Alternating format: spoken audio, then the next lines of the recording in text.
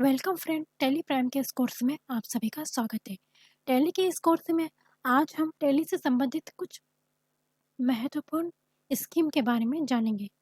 हम आज composition scheme के बारे में जानेंगे, जिसके बारे में जानना हमें बहुत ज़रूरी है। तो चलिए वीडियो को आगे बढ़ाते हैं।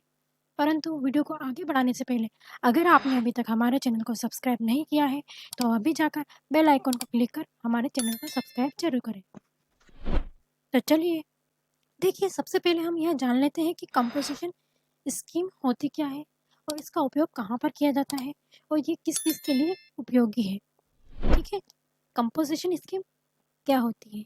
हमें यहाँ तो पता है कि दो स्कीम्स में रजिस्ट्रेशन होते हैं।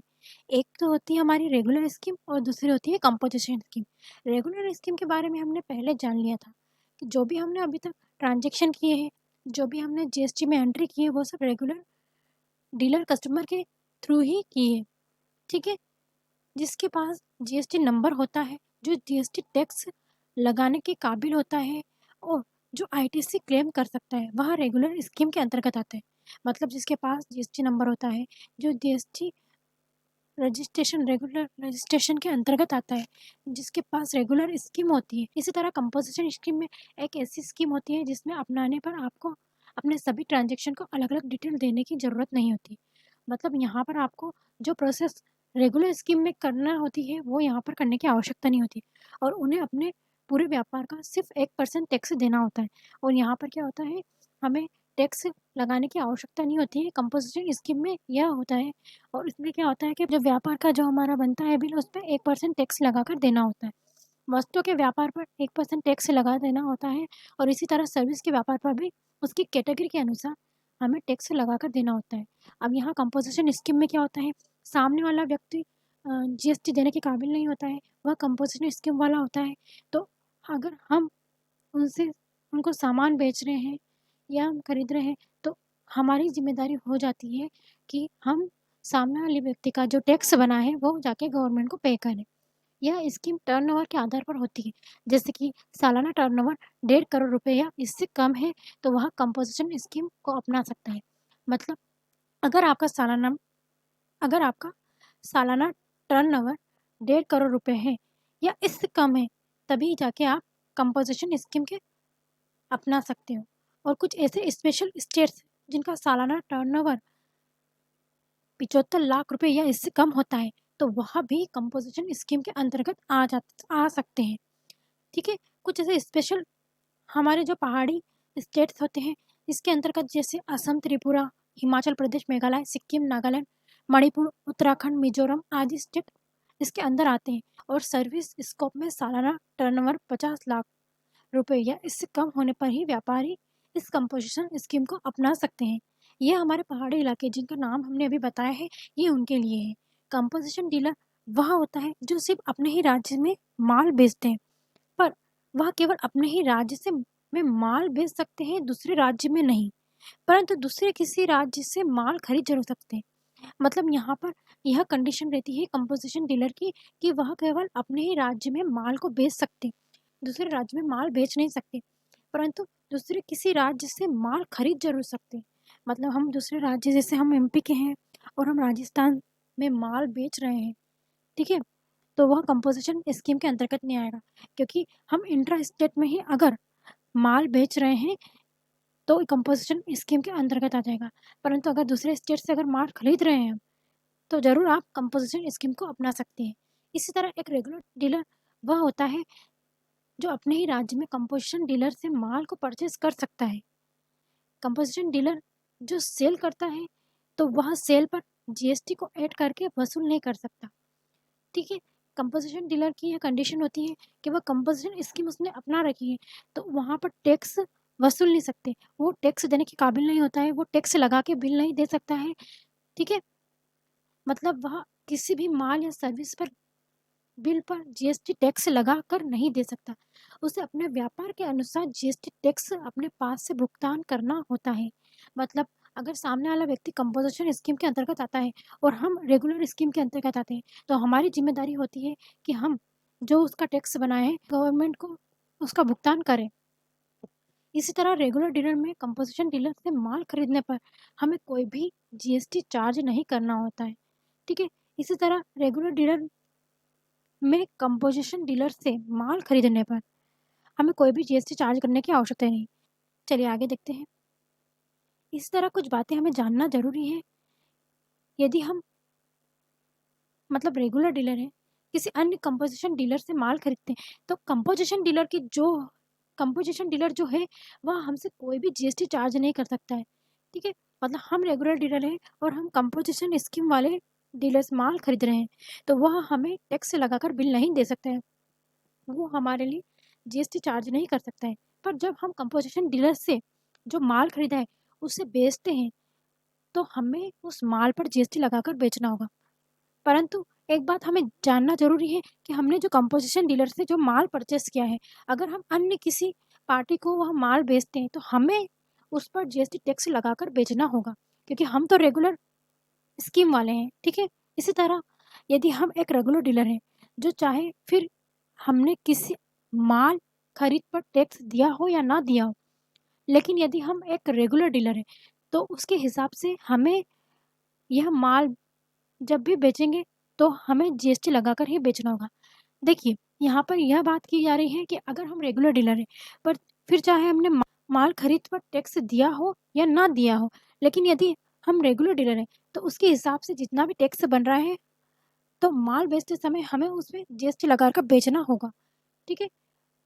और यदि हम कभी कंपोज़िशन स्कीम वाले बिल की पहचान करना चाहते हैं, तो उसकी पहचान करने के लिए आपको आपका जो बिल होगा उस पर टैक्स इनवॉइस की जगह बिल ऑफ सप्लाई लिखा होगा। इससे हमें पता चल जाएगा कि यह कंपोजिशन स्कीम वाला बिल है। इसके बारे में तो हमने जान लिया है कि कंपोजिशन स्कीम क्या होती है, और इसके कुछ मुख्य बातें भी हमने जान ली। अब हम कुछ फ़ायदे और कुछ नुकसान के बारे में इसके जान लेते हैं। सबसे पहले हम बेनिफिट्स के बारे में हम जान लेते हैं। सबसे पहले छोटे दुकानदार और रिटेलर जो होते हैं वह सीधे ग्राहक को माल बेचते हैं। उनके लिए यहाँ बहुत सही और आसान होता है। मतलब जो डायरेक्ट सेल करते हैं, जो डायरेक्ट सामान बेचते हैं, वह सीधे ग्राहक को माल बेच रहे हैं। तो उनके लिए यह जो स्कीम होती है कंपोज़िशन की, ये बहुत आसान होती है, क्योंकि उनको टैक्स लगाने की आवश्यकता नहीं होती है और डायरेक्टली आप सेल कर रहे हो, व्यापार कर रहे हो, इसलिए छोटे दुकानदार व्यापारियों के लिए बिल बनाना और टैक्स के कैलकुलेशन करना और और भी आसान हो जाता है। देखिए, इस कंपोज़िशन स्कीम के अंतर्गत जो भी हम बिल बनाते हैं और कैलकुलेशन करते हैं, तो वो भी बहुत आसान हो जाता है, क्योंकि इसमें टैक्स ऐड होता ही नहीं है और टैक्स कैलकुलेशन करने की आवश्यकता ही नहीं होती। सामान पर चाहे कितना भी जीएसटी लगा हो, पर 1% की रेट से ही जीएसटी जमा करना होता है। ठीक है? अब यहाँ पर क्या होता है, ये कंपोज़िशन स्कीम के अंतर्गत आता है। अब सामान पे चाहे 18% है या 5% है या 28%, जितना परसेंट भी आपका टैक्स लगा हो, परंतु हमें जीएसटी जो भी बनता है, परंतु हमें 1% की टैक्स दर के हिसाब से ही जीएसटी को जमा करना होता है, क्योंकि यह कंपोज़िशन स्कीम के अंतर्गत है। इससे ज़्यादा हिसाब-किताब मेंटेन करने की कोई ज़रूरत नहीं होती। मतलब इस स्कीम में हमें जो भी ट्रांज़ैक्शन होता है, उसको ज़्यादा मेंटेन करने की, मतलब हिसाब-किताब रखने की कोई आवश्यकता नहीं होती है। यहाँ पर टैक्स इनवॉइस की जगह बिल ऑफ सप्लाई करना होता है। ठीक है, अब यहाँ पर क्या है, कंपोजिशन स्कीम में हमने भी जाना है कि अगर ये कंपोजिशन स्कीम के अंतर्गत आता है तो उनके बिल के ऊपर बिल ऑफ सप्लाई लिखा होता है। तो यहाँ पर क्या होता है, टैक्स इनवॉइस करने की आवश्यकता नहीं होती, इसकी जगह पे हमें बिल ऑफ सप्लाई करना होता है, वो ऑलरेडी आपका आ जाता है। टैक्स की जीएसटी रिटर्न को हमें 3 महीने में एक बार ही भरना होता है। अब यहाँ रिटर्न फाइलिंग करने के लिए हमें हर मंथ रिटर्न फाइलिंग करने की आवश्यकता नहीं है। यहाँ पर 3 महीने यानी क्वार्टरली आपको एक बार रिटर्न फाइलिंग करनी होती है और ये कंपोजिशन स्कीम के अंतर्गत आता है। और रिटर्न फाइलिंग में भी वो हमें कम फीस लगती है। मतलब हम जो भी रिटर्न फाइलिंग करते हैं, हम किसी अदर को दे रहे हैं, सीए वगैरह को, ठीक है ना, तो वह सीए को देने के लिए जो भी हम फाइलिंग के लिए पेमेंट वगैरह करते हैं, उसमें भी हमें बहुत कम पेमेंट लगता है। तो यह कुछ बेनिफिट्स थे हमारी कंपोजिशन स्कीम की। तो हमने कंपोजिशन स्कीम के बेनिफिट्स जाने, तो हम इसके नुकसान भी जान लेते हैं थोड़ा। देखिए, कंपोजिशन स्कीम के कुछ नुकसान भी होते हैं, उसके बारे में थोड़ी हम जानकारी ले लेते हैं। अपने ही राज्य के बाहर माल नहीं बेच सकते। सबसे पहली बात है, कंपोजिशन स्कीम अगर आपने अप्लाई की है, अगर आपने कंपोजिशन स्कीम आपने अप्लाई की है या आपने ली है, तो उसमें आपको एक बात ध्यान रखना है कि आप इंट्रा स्टेट यानी अपने ही राज्य में माल को बेच सकते हैं, अदर दूसरी स्टेट में आप माल बेच नहीं सकते हैं। ठीक है, और नहीं एक्सपोर्ट भी कर सकते, मतलब और ना ही यहाँ पर एक्सपोर्ट कर सकते। मतलब आप हमारी कंट्री से अदर कंट्री में आप एक्सपोर्ट नहीं कर सकते हैं। ऑनलाइन बिजनेस जैसे फ्लिपकार्ट, अमेजोन, मीशो जैसे ऑनलाइन प्लेटफॉर्म नहीं कर सकते। आप अगर कंपोजिशन स्कीम ले रहे हैं तो आप online business Flipkart, Amazon, Meesho, other जो भी ऑनलाइन आपका बिजनेस चलते हैं वो ऑनलाइन प्लेटफॉर्म पर यह स्कीम नहीं अप्लाई कर सकते। इसकी सालाना सेल 1.5 करोड़ रुपए से ऊपर नहीं कर सकते। मतलब आपको 1.5 करोड़ के अंदर ही आपकी टर्नओवर को रखना होगा, आपको सेल करना होगा, ठीक है। इसके ऊपर आप नहीं कर सकते हो, ठीक है। अपने कारोबार की जगह पर यह लिखवाना होता है कि कंपोजिशन टैक्सेबल पर्सन। जहाँ भी आपका व्यापार है वहाँ पर आपको यह लिखवाना पड़ता है कि आपकी जो कंपनी है, आपका जो व्यापार है वह कंपोजिशन टैक्सेबल पर्सन, मतलब टैक्सेबल जो हमारे कंपोजिशन स्कीम के अंतर्गत आता है और आपकी कंपनी ने वही स्कीम वही रजिस्ट्रेशन करवा रखा है, ठीक है। जो आपसे माल खरीदेगा उससे भी जीएसटी का इनपुट नहीं मिलेगा। मतलब अगर आप जो भी आपसे माल खरीदेगा अगर आप कंपोजिशन स्कीम के अंतर्गत है तो उसको भी इनपुट क्रेडिट नहीं मिलेगा, ठीक है। किसी भी ग्राहक से जीएसटी वसूल नहीं कर सकते हैं, जिससे हमें अपने जेब से जमा करना होगा। मतलब अगर आप कंपोजिशन स्कीम ले रहे हैं तो आपको किसी भी ग्राहक से जीएसटी वसूल नहीं कर सकते, जिससे हमें अपनी जेब से जमा करवाना होगा। अगर आप कंपोजिशन स्कीम को अपनाते हैं तो आप किसी से जीएसटी वसूल नहीं करते, जिससे हमें जो टैक्स बनेगा वह हमें अपने पास से देना होगा, ठीक है। जीएसटी का इनपुट क्लेम नहीं कर सकेंगे। देखिए जीएसटी का इनपुट क्लेम नहीं कर सकें मतलब अगर आपने कंपोजिशन स्कीम ली है तो आप इनपुट जो आपका बनेगा वो आप नहीं ले सकेंगे, क्योंकि जब टैक्स ही नहीं बनेगा तो इनपुट बनना मुमकिन ही नहीं है। जो जीएसटी वाला बड़ा व्यापारी होता है वह आपसे माल नहीं खरीदेगा। मतलब जो रेगुलर डीलर है, जो बड़े व्यापारी होते हैं, वह आपसे माल नहीं खरीदेगा, क्योंकि आप कंपोजिशन स्कीम में और उनकी टर्नओवर 1.5 करोड़ से अधिक भी हो सकती है। तो ये कुछ फायदे और नुकसान थे कंपोजिशन स्कीम के, जो कि आपको जानना ज़रूरी था। तो चलिए अब हम इस स्कीम को अपना के प्रैक्टिकली करके देख लेते हैं। हम कुछ रजिस्ट्रेशन करना सीखते हैं। सबसे पहले वाचर्स पर जाएंगे, फिर यहाँ हम F9 क्लिक करते हैं, परचेस अकाउंट, और यहाँ पर हम डेट अप्लाई करते हैं। यहाँ पर सप्लायर नंबर हम डाल लेते हैं और पार्टी नेम में हम एक पार्टी नेम बनाना है, Sohan and Mohan company, alter C करके यहाँ पर हम एक लेजर क्रिएट कर लेंगे। इसे सन्ड्री क्रेडिटर के अंतर्गत रखेंगे क्योंकि इससे हम माल खरीद रहे हैं। और यहाँ पर हम एड्रेस डाल देंगे, नंबर डाल दिया। यहाँ पर हम अब यहाँ पर रजिस्ट्रेशन टाइप में आपको कंपोजिशन दिख रहा होगा, तो हमें यहाँ पर कंपोजिशन टाइप करना है। यहाँ पर जाके हम जीएसटी नंबर को इंटर करके यहाँ पर एक्सेप्ट कर देते हैं। परचेस लेजर में हम यहाँ पर परचेस लेजर कर देते हैं और नेम ऑफ आइटम में हम एक नेम ले लेते हैं। जैसे हमने डेल लैपटॉप लिया है, हमने यहाँ पर 5 लैपटॉप परचेस किए हैं 10,000 रुपये के, इंटर करेंगे और नीचे आते हैं। अब यह हमें पता है कि यह कंपोजिशन स्कीम है, इसलिए यहाँ पर टैक्स ऐड नहीं होगा, क्योंकि वहाँ पर कंपोजिशन स्कीम में हम टैक्स को अप्लाई नहीं कर सकते हैं और टैक्स नहीं सामने वाला व्यक्ति ले सकता है। फिर भी हम आपको एक बार एग्जाम्पल देखिए यहाँ पर ऐड करके बता देते हैं। देखिए CGST और यहाँ पर हम SGST लगाते हैं। देखिए यहाँ पर ऐड होकर नहीं आ रहा है क्योंकि यहाँ एक कंपोजिशन स्कीम के अंतर्गत आ रहा है और जो हम जिससे माल खरीद रहे हैं, जो क्रेडिटर है हमारा, वह कंपोजिशन स्कीम वाला है। ऊपर आते हैं और ऊपर आने के बाद यहाँ पर हम इंटर करते हैं। फिर भी हम यहाँ पर टैक्स एनालिसिस को एक बार आपको दिखा देते हैं। यहाँ पर अल्टर ए करते हैं और यहाँ पर हम डिटेल को ओपन करते हैं। तो देखिए यहाँ पर हमें कोई भी टैक्स ऐड नहीं हो रहा है क्योंकि यह एक कंपोजिशन स्कीम है। यहाँ रजिस्ट्रेशन टाइप में आपने देखा होगा ये कंपोजिशन लिखा रहा है। तो बैक करेंगे और इसको इंटर करके एक्सेप्ट कर देते हैं। हम इसकी रिपोर्ट्स को देख लेते हैं, बैक आते हैं और फिर नीचे आते हैं और यहाँ पर हम अल्टर F5 करते हैं फुल डिटेल के लिए।